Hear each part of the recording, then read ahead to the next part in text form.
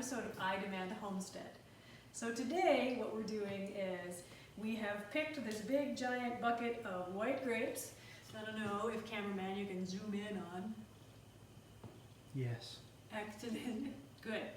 So what we're going to do is we are going to turn these into wine, and because there's so many of them, we figured the easiest way to crush these grapes was for me to do it old school. So I am going to try, I washed my feet and sanitized and all that stuff, and I am going to do this the old-fashioned way and stomp these grapes, and my husband Dave here is going to catch me if I wipe out. Okay, I will report that this is squishy. Oh. Oh, those are good sounds.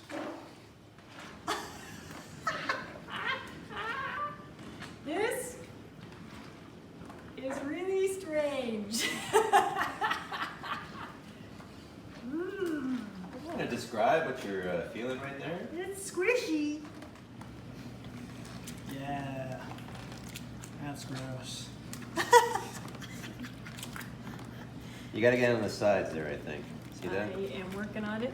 Are you a backseat wine stomper, Dave? I think I might be.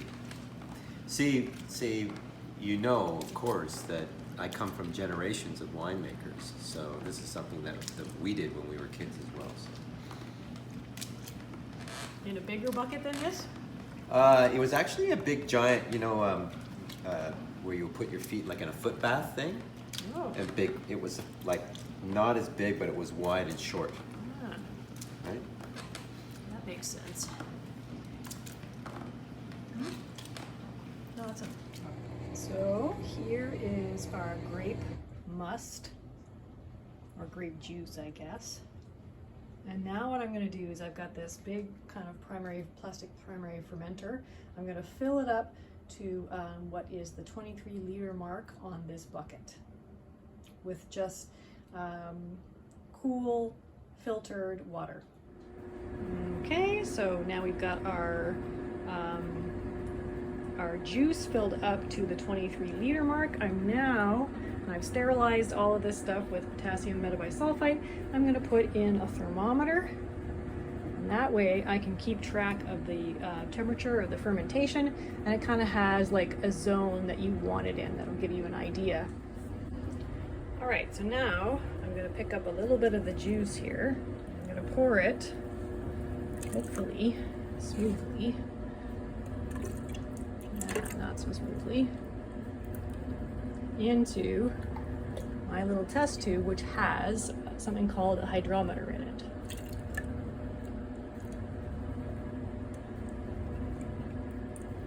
And you keep pouring it until it starts to float.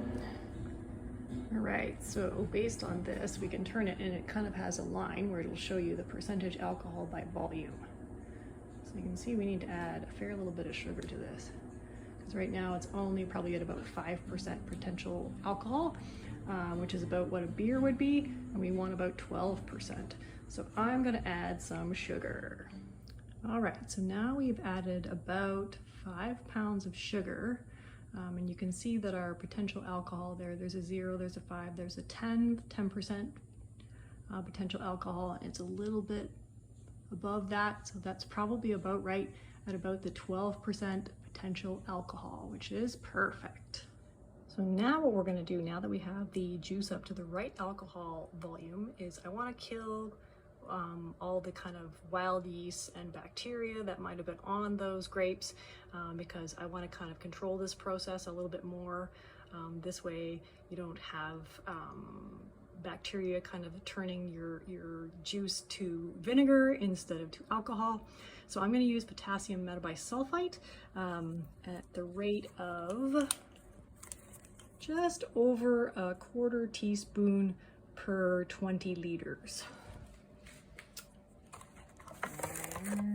Okay. So what I'm going to do is I'm going to put this into a jar with some of the grape juice. Okay, and just a little bit more because I've got more than 20 liters. And then I'm going to stir it in to blend it up. Just that way it's going to be easier to make sure that this is well distributed in the juice, because I don't want any pockets where this potassium metabisulfite doesn't reach. All right, so I'm going to stir that. Okay, that's well dissolved now, and I'm going to pour that back into my juice. All right, and then I'm going to stir it in for like a couple of minutes at least to make sure that this is completely distributed.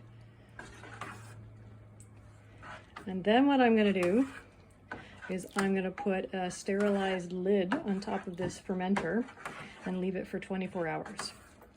That gives enough time for the potassium metabisulfite to do its job and kill off those wild yeast, and then also dissipate, so that way I can then add in the yeast that I want. So we will revisit this tomorrow.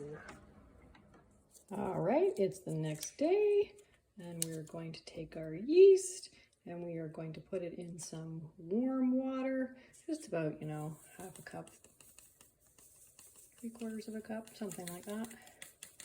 Warm, not hot. You don't want to kill the yeast, okay?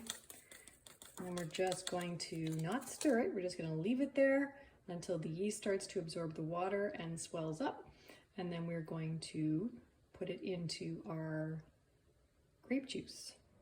So here is our juice one day after we added sugar, and we also added some potassium metabisulfite to stop wild yeast from growing. Then I'm going to pour it into our juice. Okay. And I am going to stir that up, because I want to get the yeast that I want well distributed through this juice so that it gets going and other stuff doesn't have a chance to. So I'm going to stir this for about 2 minutes, and then we're going to come back in a couple of days to make sure that this has started fermenting. We will see you then. So now it's a couple of days later. Just because we're in our basement here and it's a little bit cold, I've got one of these, it's like a little, it's designed for this kind of right size fermenter. It heats it up just enough to kind of keep the must at the right temperature. So now we'll kind of open the lid and see what it looks like. Whoa, and it looks scary, but it looks good actually, because this is what you want to look for. You want to look for active fermentation, which means that all the kind of grape skins are rising to the top because of all that air.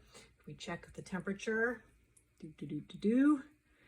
and we are actually just a little bit above of our golden zone there, but that's okay. This is the first few days of fermentation. That'll settle back down. So that where it's in that kind of red line is where you're after, but this is pretty close.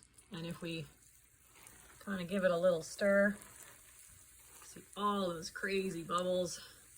It's a really nice active fermentation. That's what we want. Ooh, yummy. Gross, but what we want. Okay?